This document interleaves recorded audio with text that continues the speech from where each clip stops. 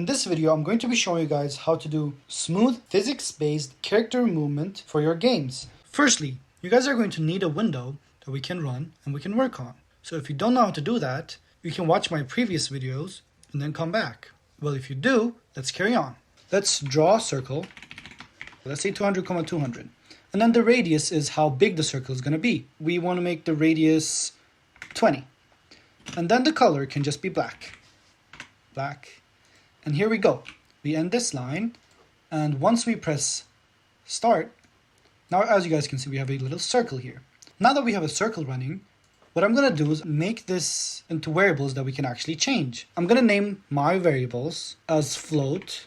My center X is just going to be circle X pause. And then my center Y is just going to be circle Y position. And then my radius is just going to be circle radius. What I'm going to do is now copy these into this so we can use the same values. And then I'm going to copy these values into the now empty spots.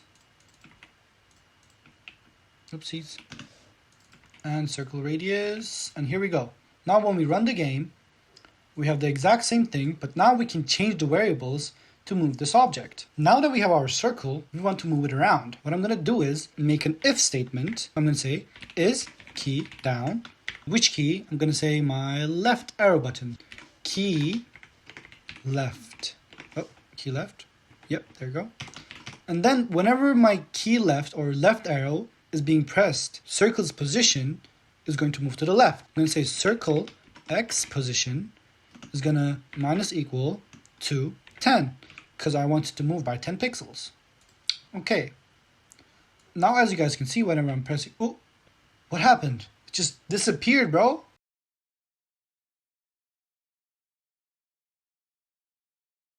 When we think about it, right? This while loop runs every single frame. So that means if we have a really high frame rate, which I'll check right now by drawing how many frames we have, draw FPS, I'll draw it at 10,10. That's just where it's going to be drawn. So now, when I look at it, I can see that I have about 1,000 frames per second, which is kind of crazy. But what that means is that this while loop runs 1,000 times every second, and the circle position is changed by 1,000 times every second, because that's how many frames there are, right? That means that even if I just touch the button slightly, it's going to fly away. So how do we fix this? What we can do is something really cool. We can set target FPS, and we can set it to something like 60. Now, what this is going to do is, this is going to give us a frame rate that we can stick to. But it's still not good enough. Because what if you have a really old computer who can't even run 60 FPS? There's a very good solution to this. What it is called is delta time, which is also just the difference in time between this frame and the previous frame. So how do we get it in Raylib? We just say a float value. I'm just going to call it delta time, which is going to equal to get frame time. And as I said, what get frame time does is, it takes the difference in time between this frame and the last frame. So, if this frame was drawn 5 seconds after the last frame, delta time is going to be 5 seconds. And that means that the circle position is going to change depending on delta time. If it changes according to delta time, and our delta time is something like 1 second, then it's just going to move 10 frames. But if our delta time is something like 0.1, so if 0.1 seconds have passed, then it's just going to move 1 frame. This means that any computer in the world who plays this game will have a very similar game. It's not going to be like one of them is going to be flying across the screen while the other is going to be sluggishly going 1 frame at a time. So that's basically how delta time works and what delta time is. I'm going to introduce to you guys what velocity and what acceleration are. Velocity is the distance traveled in a frame of time. So let me give you an example. Let's say the circle traveled 10 pixels within 1 second. This means that the velocity is going to be 10 pixels per second. Oops, sorry about that. Per second. Okay, now we're going to be looking at acceleration. Acceleration is the velocity changed in a frame of time.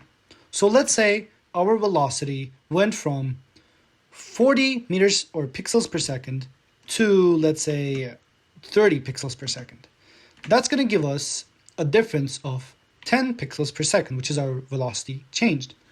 And if we divide that by the time or how long it took for this change to happen, let's say it's going to be 5 seconds, we will get our acceleration, which in this case is going to be 2. But one thing to not misunderstand about velocity and acceleration is that they have direction. So velocity, we can see, is distance traveled, right? But distance traveled doesn't have to be positive. It can be negative. This means that we could have moved 10 pixels to the left, which is going to be negative in this case, or 10 pixels to the right, which is going to be positive. If we move 10 pixels to the left, that means we have moved 10 pixels every second towards the left. That's how velocity is. It has direction. And for acceleration, it's the same. But since this is positive, it's going to be moving towards the right. There is one thing in computers, is that the Cartesian plane for these computers is not like in physics class. In physics class, we know that up is positive. So we know that going up is going to be positive. While going down is going to be negative. But in this case, normal physics,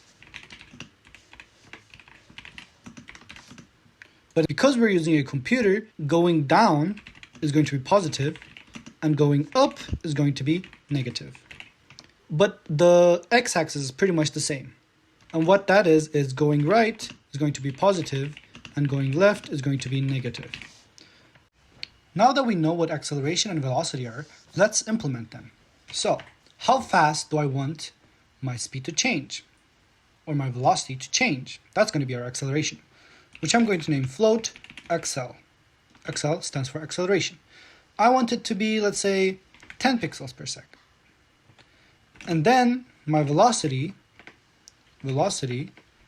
is initially going to have 0 because I want it to start at 0 speed, 0 velocity. That's why I'm going to make it 0. And instead of changing the circle's x position, I'm going to be changing the velocity inside of the key events or the input events. So what I'm going to do is I'm going to change circle x position into velocity, and I'm going to make it minus equals the acceleration. And then what I'm going to do is set the position of the circle now. Circle x position plus equals to the velocity multiplied by the delta time. Okay, I want to change something about velocity, so I'm going to rename it Control R, or you can just right click. I'm going to name it to velocity x because we have a velocity on the x-axis and a velocity on the y-axis. Okay, acceleration, I'm going to keep it the same because I'm not changing the acceleration. That means that the acceleration on the x-axis and y-axis can just be the same.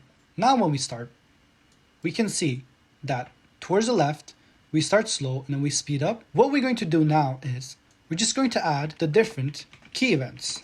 We're also going to add the velocity on the y-axis. We're going to start at 0 as well. Okay, so now we take this, we put it here, we put it here. So when I press the down arrow button, the velocity is going to be increasing. Because as I said, the Cartesian plane for computers is the left top, and then as it goes down, it increases, and as it goes right, it increases. So when I'm going up, it should decrease. And when I'm going right, it should increase. That looks good. Now I just have to change the Y position when I input down and up. So just going to change this to Y and change this to Y. Okay, now it looks pretty good, but I realized that it's kind of small.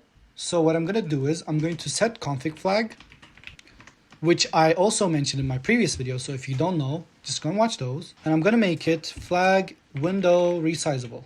so that we can resize the window. Now let's start. We have a window. I'm gonna make it bigger. Okay, now I'm gonna try moving right, down, but it's like so slow. So what I want to do is I want to increase the acceleration.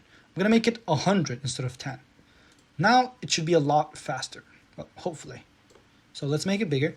And, oh yeah, we're getting there. So we currently have a ball, but we want to have friction on that ball so that it can slow down. And by ball, I mean the circle. But I'm just gonna call it ball because that's easier. What is friction, you guys might be asking?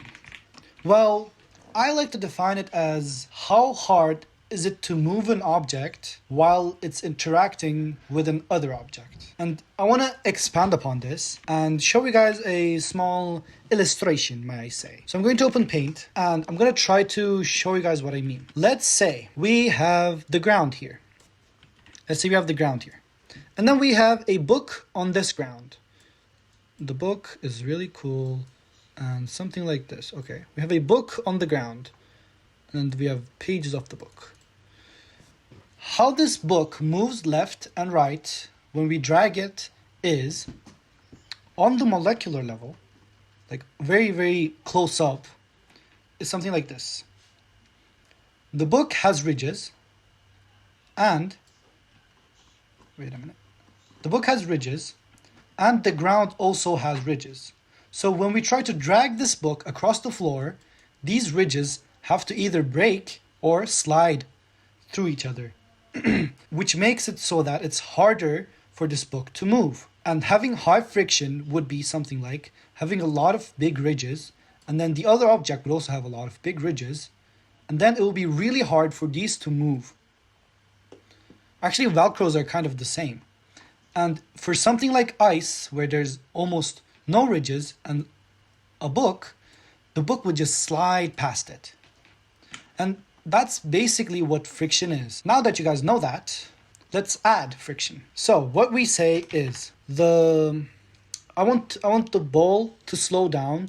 So I say the velocity on the x-axis is going to subtract equal or minus equal to the velocity on the x-axis multiply by delta time. Delta time. So I have not added friction yet, but I will do that after explaining how this works. So when you look here, you can see velocity on the x-axis and the velocity on the x-axis multiplied by delta time. And what this does is basically say our velocity is, let's say, 100.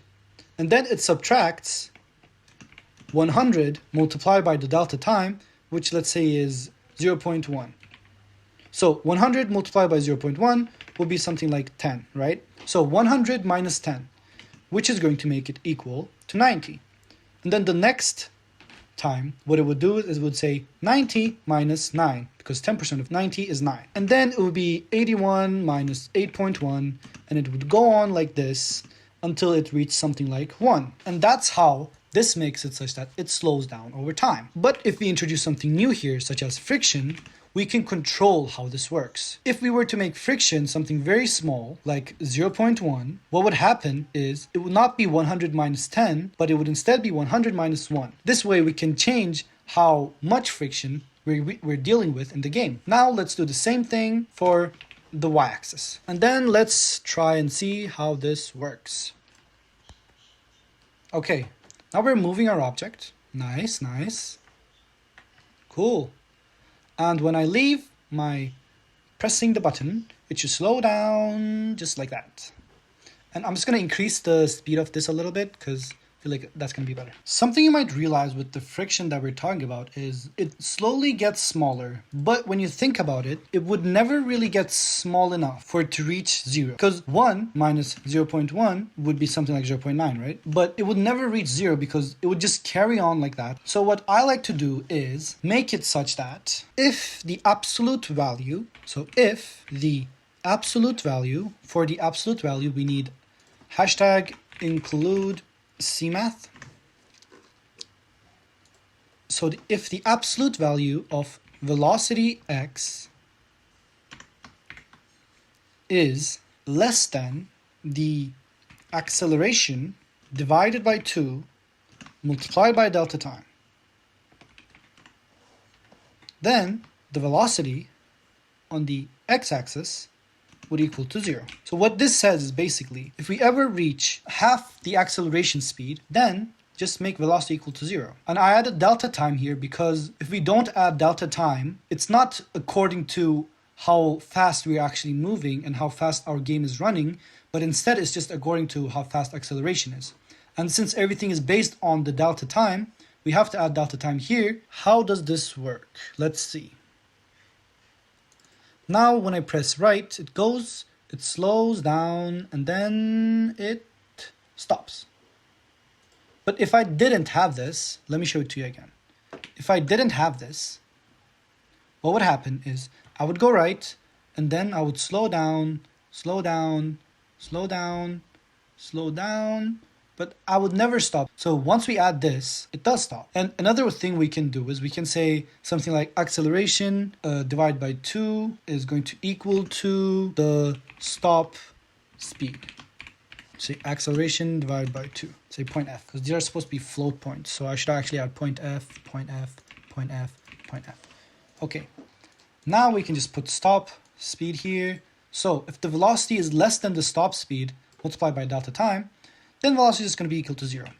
And let's do the exact same thing for the velocity on the y-axis. And now our ball should stop when it's slow enough.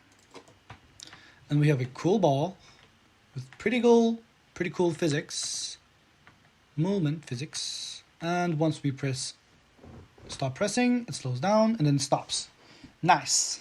So the last part of this video is just going to be border detection. What I'm going to do is I'm going to take these border window values and I'm going to make them into variables called window width, which is going to actually equal to 640, and then window height, which is just going to equal to 360.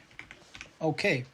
Take the window width, put it here, window height, put it here. Another thing that I'm going to do is I'm going to make it such that I can get the render width and make my window width equal to the renderer width. Window width is just going to equal to the renderer's width. What this is going to do for me is even if I change the window's size, I'm still gonna have the right window's width and window's height. Okay, let's put these into here because this is going to be our render, begin drawing. Let's put this here. And then let's see if this is working. What I'm gonna do is include input output stream. And what I'm gonna do is I'm going to std character out the window width, and then a new line. All right, so this is going to tell me if my window size changes. So currently my window width is 640, and if I were to make it larger, now it's 1079. That means that this is working. All right, so we can now use the window width and window height to determine the borders of our game. What we have to do is get the position. So I'm going to say if the circle's x position is less than 0, then this is what's going to happen. Otherwise, if the circle's x position is greater than the window's width, that's what's happening. Circle x position, circle's x position. What's going to happen is if it's less than 0, circle x position is just going to equal to 0. And if it's greater than window's width, it's just going to equal to window's width. And another thing we have to do is we have to set the velocity of the axis to 0 as well. This way, now when the ball tries to go outside of the windows, at least on the x-axis, it should stop. Let's go try the other way. It should stop. There you go. But I kind of want it to be such that the radius, like the entire circle or the entire ball, is inside. That's why what I'm going to do is I'm going to say the circle's x position plus the radius, circle radius. And then for the window's width minus the circle radius. What's going to happen here is this is going to equal to minus circle radius, and this is going to equal to plus circle radius. I might have done it the wrong way around, but if it's so, I'll just change things around. Okay, I did do it the wrong way around. Okay, so what I have to do is, I have to make this a minus, I have to make this a minus, make this a plus, make this a plus, and make this a minus. Now it should work the right way. Now when I go left, it stops. Go right, it stops. The entire circle is still within the border. Nice. And our velocity becomes 0 as well. So we just do the exact same thing, but this time it's going to be on the y-axis. Y-axis, y-axis, y-axis, y-axis, y-axis. Now it should work. Let's see. If I go up, it should stop. Go down, it should... Wait a minute. Why did it disappear? Let's see. Velocity 0. Minus... Oh, because it's the window's width, my brother. So we take the window's height and put it here. Okay, now if we go down, it stops. If we go right, it stops. If we go up, it stops. Right, it stops. Nice. The more you know.